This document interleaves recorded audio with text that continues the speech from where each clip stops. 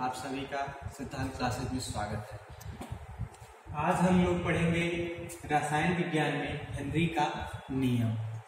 तो इससे पीछे आप पढ़ चुके हैं गैसों की द्रव में विलेयता, उसी टॉपिक से रिलेटेड है ये हेनरी का नियम, गैसों की द्रव में विलेयता। जैसे जितने भी नियम हमको पढ़ने होते हैं, साइंस में जितने भी नियम पढ़ने होते हैं, तो सबसे पहले आपको ये सोचना चाहिए कि ये नियम किस पर दिया गया है, किस बात के लिए दिया गया है या किससे रिलेटेड है। तो जब उस बात को आप एक बार ध्यान कर लेंगे तो अपने आप नियम याद हो जाता है। होता क्या है कि हम नियम तैयार कर लेते हैं और जब एग्जाम में जाते हैं तो वहां पे भूल जाते हैं, नियम आपको भूल जाता है। ऐसा क्यों होता है? क्योंकि आप उसका कारण नहीं पढ़े होते हैं। तो इसीलिए हम बता रहे हैं कि हेनरी का नियम, इससे पीछे आप एक टॉपिक पढ़े हैं कि गैसों की द्रव में विलेयता, तो उसी से रिलेटेड है कि गैस की द्रव में विलेयता कैसे है या उसमें क्या ऐसी मुख्य बात है, उसी को हेनरी ने बताया। तो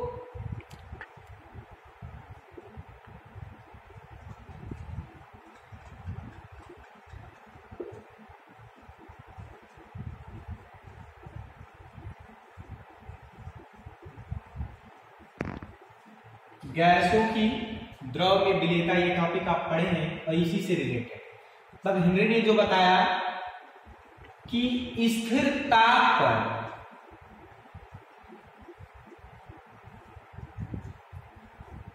कि बार बार कहा जा रहा है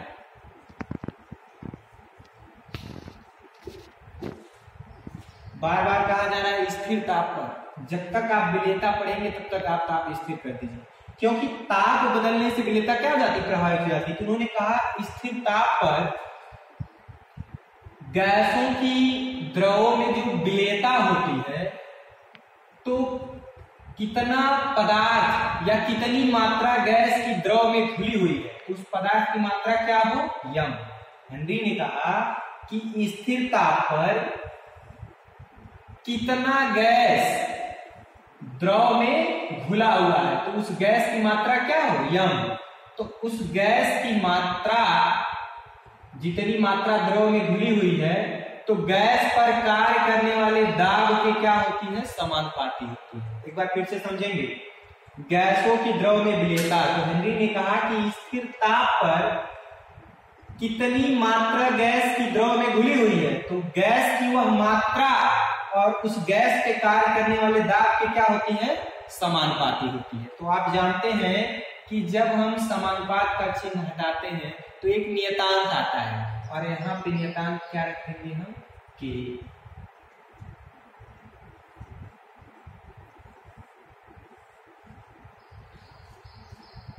तो आप नीचे लिख दीजिए, जहां यम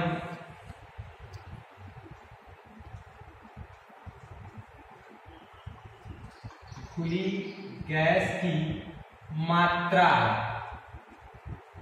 यम क्या है, खुली गैस की मात्रा है, पी क्या है, दाब है, साम्यावस्था पर दाब।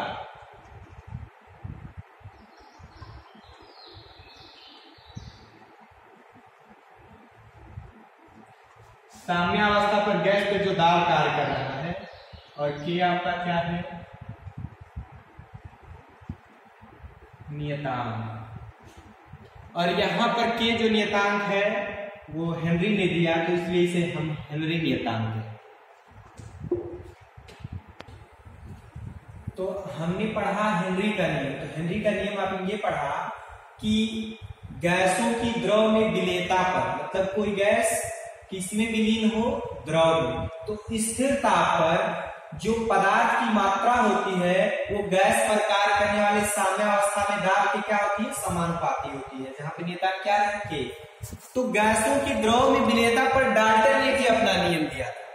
गैसों की द्रव में विलेयता के लिए डाल्टन ने भी अपना नियम दिया है। तो डाल्टन ने क्या कहा कि यदि कोई गैस द्रव में घुली हो, यदि कोई गैस क्या हो, द्रव में घुली हो, तो उस गैस की विलेयता किस पर निर्भर करती है, दाब पर निर्भर करती है, दाब अर्थात पी पर निर्भर करती है। ध्यान दीजिएगा, डाल्टन ने कहा कि यदि कोई गैस द्रव में घुली हुई हो तो उसकी विलेयता किस पर निर्भर करती है? गैस के साम्यावस्था का कार्य करने वाले दाब पर। और ये जो दाब है, डाल्टन ने बताया कि उस गैस के मोल प्रभाज के अनुक्रमानुपाती होता है। आप जानते हैं मोल प्रभाज या मोल अंश, मोल प्रभाज या मोल अंश को हम किससे दिखाते हैं? एक्स से। डाल्टन ने कहा कि यदि कोई गैस द्रव में विलीन हो तो उसकी विलेयता उसके दाब पर निर्भर करती है, और जो दाब होगा वह क्या होगा? गैस के मोल प्रभाज के क्या होता है? अनुक्रमानुपाती होता है।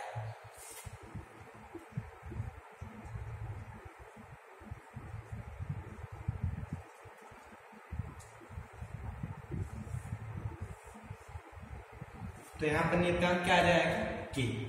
तो इसी के साथ साथ आपने ये भी पढ़ लिया कि डाल्टन का नियम गैसों के द्रव में विलेयता के लिए क्या लगता है। जहां यक्स क्या है?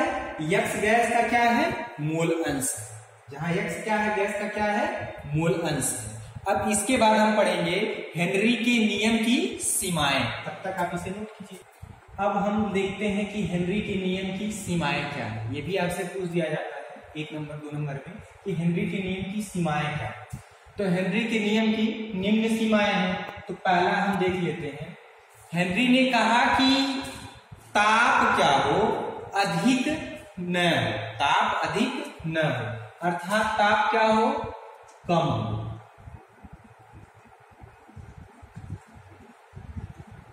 हेनरी ने कहा जो ताप हो वो क्या हो? कम हो। और दूसरा इन्होंने कहा दाब ये भी अधिक न हो।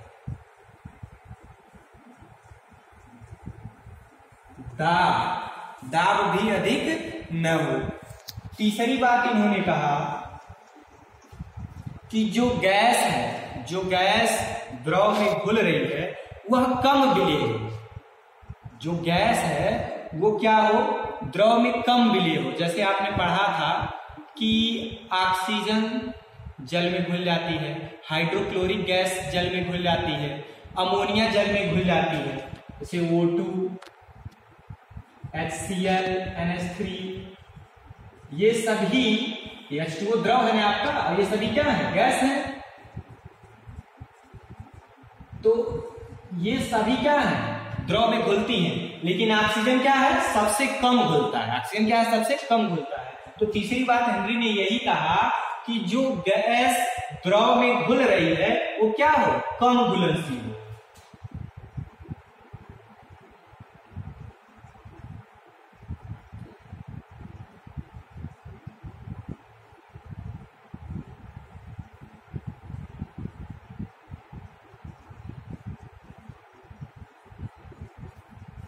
जो गैस हो वो द्रव में क्या हो? कम घुलनशील हो। चौथी बात उन्होंने कहा कि गैस की आणविक अवस्था, गैस की कौन सी अवस्था? आणविक अवस्था।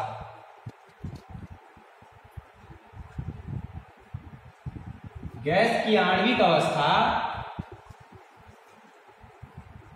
द्रव की अवस्था, गैस की आणविक अवस्था और द्रव की अवस्था दोनों क्या हो? समान हो। दोनों क्या हो? समान हो। गैस की जो आणविक अवस्था और द्रव की अवस्था ये दोनों क्या हो? समान हो। एक बार फिर से ध्यान देते हैं कि हेनरी के नियम की सीमाएं क्या है। इन्होंने कहा ताप क्या है? कम हो। ताप क्यों कम कहा गया? क्योंकि गैस है। आप जानते हैं कि गैस के अणुओं को जब ताप दिया जाता है तो उनके अणुओं की गतिज ऊर्जा बढ़ जाती है, काइनेटिक एनर्जी क्या कर जाती है? इंक्रीज कर जाती है। तो वो जो ऊर्जा ले लेंगे तो ऊपर की तरफ आने लगेंगे कि उसमें घुलेंगे? नहीं घुलेंगे। इसीलिए ताप क्या होना चाहिए? कम हो।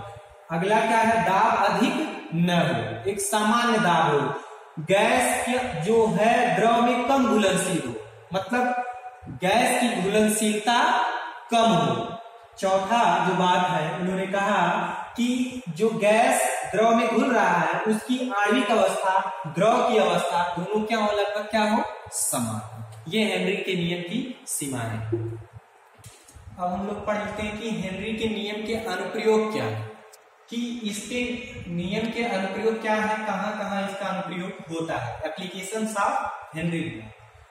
आप जानते हैं कि अधिक ऊंचाई यानी पहाड़ों पर, पर्वतों पर जब पर्वतारोही जाते हैं तो एक सिलेंडर लेकर के जाते हैं, तो उसमें ऑक्सीजन गैस भरी होती है। तो जब हम पृथ्वी से अधिक ऊंचाई पर जाते हैं तो वहां पे दाब क्या होता है, कम होता है। दाब कम होने के कारण वहां पर ऑक्सीजन पर्याप्त मात्रा में उपस्थित नहीं होती है, इसीलिए वहां पे ऑक्सीजन सिलेंडरों में जो ऑक्सीजन भर के ले जाई जाती है तो वह क्या होती है, अधिक दाब पर पर्याप्त रूप में उनको मिल जाता है, जिससे उनका श्वसन आसानी से हो जाता है। दूसरा क्या है कि शीतल पेय पदार्थ, जैसे आप सोडा वाटर, कोल्ड ड्रिंक्स आप देखते हैं तो जब इसका कैप आप खोलते हैं तो देखते हैं तेजी से झाग निकलता है। तो होता क्या है कि उसमें कार्बन डाइऑक्साइड गैस अधिक दाब पर भरी गई रहती है, जिससे क्या हो जाता है, विलेयता आसानी से बढ़ जाती है। तीसरा क्या है, गोताखोरों को उच्च दाब पर सांस लेना। समुद्र में जो गोताखोर जाते हैं, तालाब में या झील में जो गोताखोर जाते हैं, तो वहां पर क्या होता है, दाब अधिक हो जाता है। जल में सांस लेना, वहां पे दाब अधिक हो जाता है, तो आसानी से श्वसन नहीं हो पाता है। तो उसमें क्या होता है, ऑक्सीजन सिलेंडर में ऑक्सीजन के साथ हीलियम गैस भी रख दिया जाता है, और हीलियम गैस रख देने के कारण वह आसानी से उनका श्वसन हो जाता है। इस वीडियो में इतना ही। आप सभी लोग लाइक करें, साझा करें, और एक सबसे बड़ी चीज कि आप लोग कमेंट नहीं कर रहे हैं। जितने भी स्टूडेंट्स हमारे संस्था के हैं, चाहे जो अन्य भी आप लोग देख रहे हैं, तो इस वीडियो में या पर्टिकुलर कोई भी टॉपिक हो, किसी सब्जेक्ट का, फिजिक्स हो, चाहे केमिस्ट्री हो, चाहे आपकी बायोलॉजी है, तो उसमें आप वीडियो में जो भी टॉपिक आपको अच्छा लगे या जहां कहीं आपको दिक्कत हो तो कमेंट करके वो चीजें आप बताते रहें, जिससे हम लोगों का विश्वास बढ़ता रहे। और एक आवश्यक बात ये भी है कि आप लोग चैनल को सब्सक्राइब जरूर करें। जब तक आप सब्सक्राइब नहीं किए रहेंगे तो आपको वीडियो का इंफॉर्मेशन सबसे पहले नहीं मिलेगा, और अगर आप इस चैनल को सब्सक्राइब कर लेते हैं तो जैसे ही वीडियो अपलोड होगी वैसे ही पहले ही आपको इंफॉर्मेशन मिल जाएगा।